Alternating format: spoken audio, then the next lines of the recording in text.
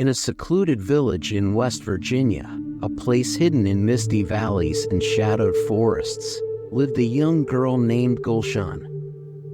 She was known for her warmth and boundless curiosity, her laughter carrying over the village like the song of a bird. Gulshan was always wandering, drawn to the hidden places others feared or ignored. But no place enchanted her more than the old, towering tree in her family's yard, a tree that seemed as ancient as time itself, its roots woven deep into the earth, its branches casting dark, dappled shadows. The elders warned her family, softly and subtly, about that tree, about how no one really knew its origins or what secrets lay hidden beneath its roots. The children avoided it, even the animals kept their distance. But Gulshan wasn't afraid. She would spend hours beneath its boughs, tracing her fingers along the bark, feeling the coolness of its touch, sometimes murmuring soft, dreamy words to it as if sharing her secrets with an old friend. It was one summer noon when it happened. Gulshan was playing in the tree's shadow, her fingers brushing over the rough bark as she whispered a story to herself, her voice soft and lilting. Just then, a chill came over her. It was sudden and sharp, like a hand closing around her heart. The air thickened, the world seemed to slow, and for a brief moment, everything was utterly silent. In that stillness, something brushed against her, something cold and ancient. The feeling was brief, like a flicker of candlelight, but it stayed with her. From that moment on, she was never the same. Days passed, and the change in Gulshan was subtle at first. Her laughter became quieter, her once bright eyes grew darker, as though shadows had settled behind them. She began to withdraw, spending more time beneath the tree, her hands always resting on the bark, her head tilted as if listening to something only she could hear. Her family noticed her growing silence, her mother's worry reflected in every glance, but the changes were small enough to dismiss as a girl's passing mood. That was, until the night her cries began. It was the dead of night, when the village lay silent under a full moon. A sharp, desperate scream shattered the stillness, a sound so raw and filled with anguish that it pulled every villager from their beds. They gathered at their windows, peering into the darkness, their hearts racing. The sound grew louder, the chilling cries echoing through the village, carried on the wind. Then came the sound of frantic footsteps, a figure running down the main path, her white nightgown flaring as she ran, Gulshan, her eyes wide and wild, her face twisted in terror. Her parents found her standing at the edge of the forest, her feet bare, dirt clinging to her hands.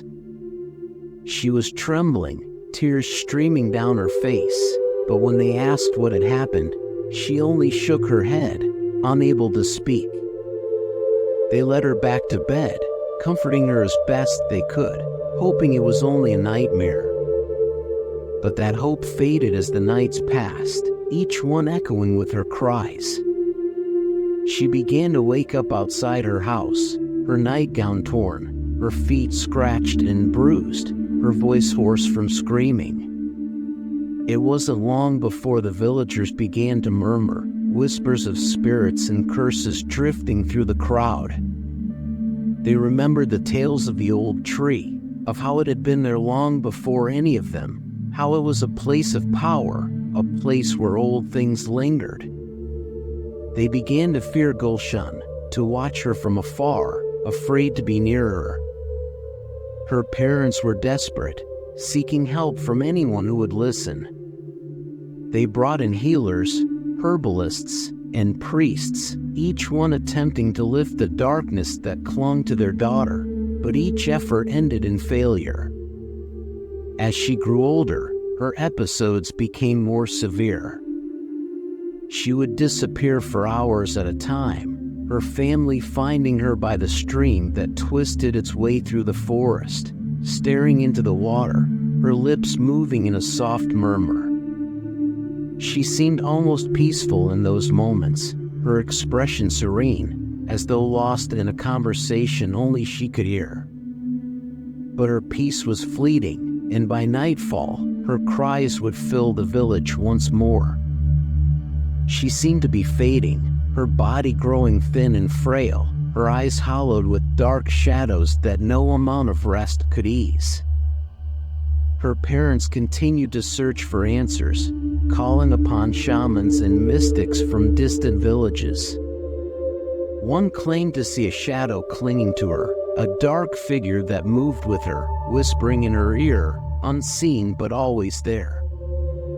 Another told her family of a ghost bound to the land, a restless soul who had once loved deeply but lost everything.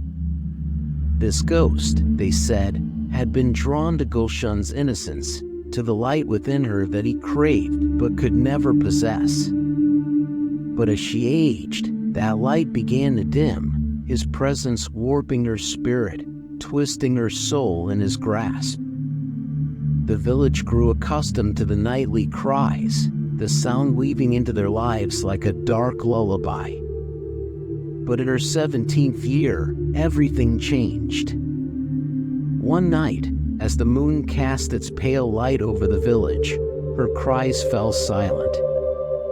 Her parents woke to an eerie calm, a silence so thick it seemed to press down on them. They rushed to her room, but her bed was empty, her window open, a trail of footprints leading away from the house. They followed her path, their hearts pounding, their breaths shallow as they called her name. The footprints led them to the stream, the place where she had spent so many hours, her silent companion. There, beneath the soft, rippling water, they found her. She lay still, her face pale, her eyes closed, a faint smile on her lips as if she had finally found peace. Her parents fell to their knees, their grief silent, too deep for words. The villagers gathered, their faces somber as they whispered amongst themselves.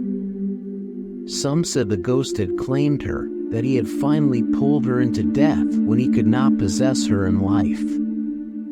Others believed she had escaped, that her spirit had broken free from his grasp. Her parents buried her beneath the old tree, hoping that in death she would find the peace that had eluded her in life. But the village was never the same. They say that if you walk by the stream at midnight, you might hear a faint, sorrowful cry drifting through the trees, or catch a glimpse of a figure standing beneath the tree, her face hidden in shadow, her lips moving as if in a whispered conversation. The tree stands silent, its roots curling deeper into the earth, holding secrets that no one will ever know. And the ghost who claimed her, they say, still lingers, bound to the land, waiting for someone who can bring him peace, his restless spirit searching for innocence, forever haunting the place where love turned to despair.